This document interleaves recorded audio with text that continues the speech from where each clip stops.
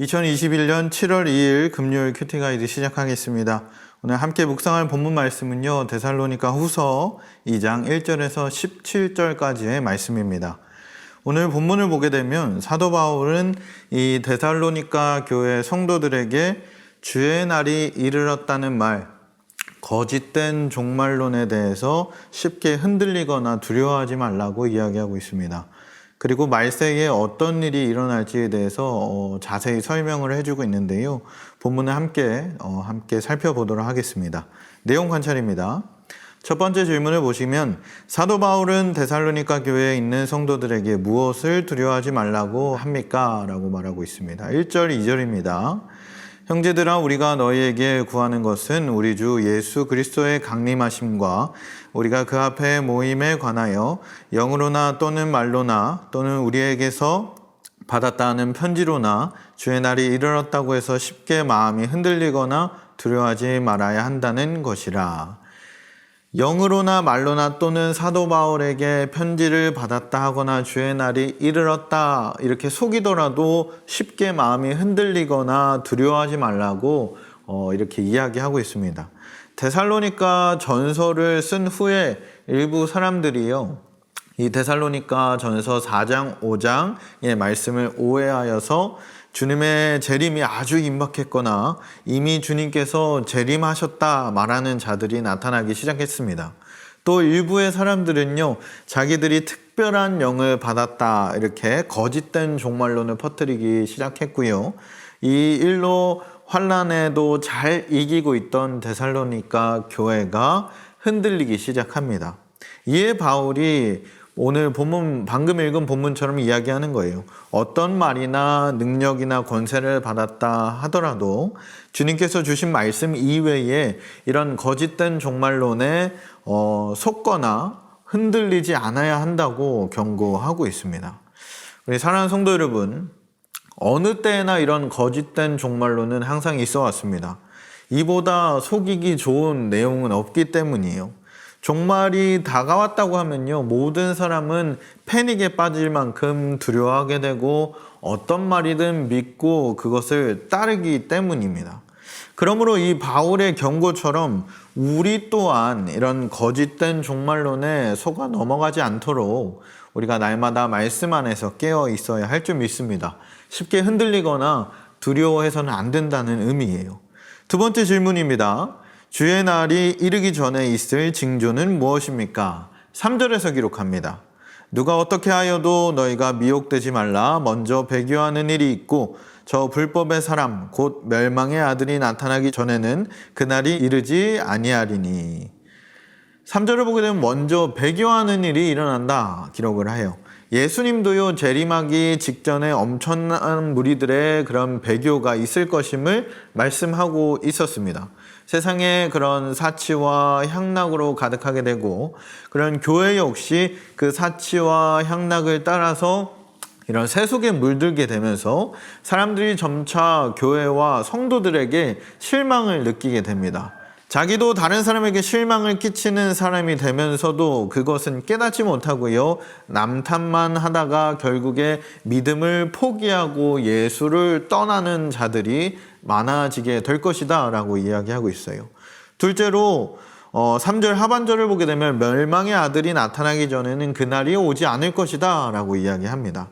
멸망의 아들이요, 사도 요한이 요한계시록을 쓸 당시에 그런 무서운 로마 황제가 될 수도 있고요, 그런 특정한 사람이 될 수도 있고 타락한 이 세상 전체를 말하는 것이 될 수 있습니다. 무엇이 되었든 간에 주님을 믿는 그런 많은 성도들이 믿음을 포기하도록 만드는 힘을 가진 이런 멸망의 아들이 나타나기 전에는 그날이 오지 않을 것이다 라고 이야기합니다. 이 말은 역설적으로 이야기한 말인데요, 주님이 오시기 전에는 반드시 이 멸망의 아들이 올 것임을 강조하고 있는 말입니다. 그렇기 때문에 우리도 기억해야 하는 것은 주님이 오시기 전에는 반드시 믿음을 지키기 아주 힘든 때가 올 것이다 라는 것이에요. 그래서 우리 또한 이 말씀을 기억하면서 주님의 때를 기다리고 또한 그렇게 살아가면서 이 말씀 안에서 우리가 굳건히 서 있기를 간절히 소망합니다. 세 번째 질문입니다. 불법의 사람이 나타나 어떤 정체를 드러낼 것이라고 말합니까? 4절 말씀입니다.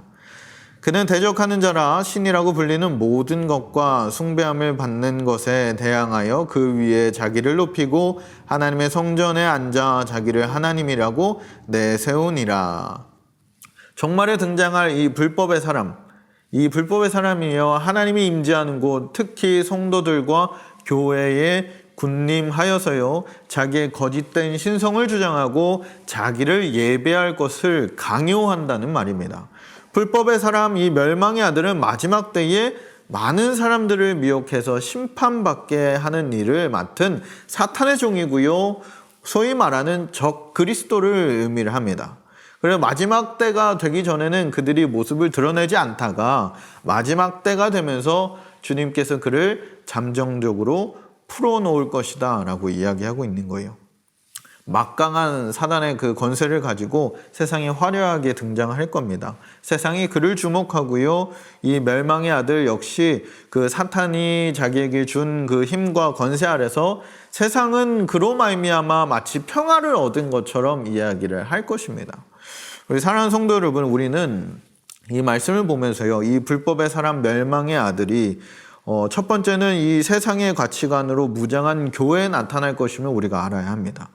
그 교회로 사람들이 몰려들겠지만 그들이 진리의 말씀에는 관심이 없다는 거예요. 그런 교회들이 많아질 것이라는 겁니다. 또한 이어서요, 이 불법의 사람 멸망의 아들이 마지막 때에 나타나서 하나님의 백성이 세상의 죄와 문화에 빠져서 그 믿음의 순결함을 잃어버리도록 하게 될 거라는 겁니다. 오늘날 세상을 봤을 때요 비슷합니다. 우리가 사는 세상에서도요 이 빠르게 변해가는 이 세상 속에서 무너져가는 도덕성도 그러하고 마치 이 참된 믿음을 우리가 갖기 힘든 세상이 된 것처럼 우리가 느끼고 있습니다. 우리는 이러한 상황들을요 잘 인지하고 우리가 기도하면서 그렇게 나아가야 할 줄 믿습니다. 연구와 묵상입니다. 불법의 사람이 예수님에 의해 멸망당할 것임에도 불구하고 그 존재의 목적에 대해 어떻게 설명하는지 묵상해 봅시다. 9절에서 12절까지 기록하고 있습니다. 악한 자의 나타남은 사탄의 활동을 따라 모든 능력과 표적과 거짓 기적과 불의의 모든 속임으로 멸망하는 자들에게 있으리니 이는 그들이 진리의 사랑을 받지 아니하여 구원함을 받지 못함이라. 이러므로 하나님이 미혹의 역사를 그들에게 보내사 거짓 것을 믿게 하심은 진리를 믿지 않고 불의를 좋아하는 모든 자들로 하여금 심판을 받게 하려 하심이라. 악한 자, 이 불법의 아들들의 나타나는 그 목적에 대해서 본문 말씀이 기록합니다. 마지막 때에 교회를 다니는 성도들이 진리를 거부하여서 구원함을 받지 못하도록 하기 위함이고요. 또한 진리를 믿지 않는 그 불의를 좋아하는 자들이 결국 멸망받게 하기 위함이다 라고 이야기합니다. 그들은요 모든 능력과 표적과 거짓 기적, 온갖 불의와 속임수로 우리를 멸망받게 하려고 우리를 노리고 있습니다. 사탄은 세상 사람들이 정말 좋아하는 것들을 무기로 삼고 있어요. 마치 우리가 영원히 행복할 수 있을 것처럼 이야기합니다. 하지만 이 사람들이 이런 것들에 쉽게 속아 넘어가는 것은요, 하나님의 은혜는 눈에 보이지 않지만 이러한 사탄의 무기들은 눈에 쉽게 보이기 때문입니다. 영적으로 각성하지 못하면 이러한 유혹에 우리가 쉽게 넘어간다는 거예요. 영적으로 깨어있지 않으면 하나님의 사람은 쉽게 무너질 수밖에 없다는 겁니다. 이런 보여지는 기적과 표적에 넘어가서 결국 그들이 하나님이고 하나님이 보낸 자라고 믿고 그 거짓된 종말론을 따라 우리가 살아가게 된다는 거예요. 결국엔 어떻습니까? 멸망에 이를 수밖에 없다 이야기합니다. 삶의 적용입니다. 나의 주변에는 능력이나 은사의 행함 또는 표적 등으로 미혹하는 자들이 있습니까? 나의 신앙의 표적 등으로 나타나는 현상들에 대해 약점을 보이는 이유는 무엇인지 생각해 봅시다.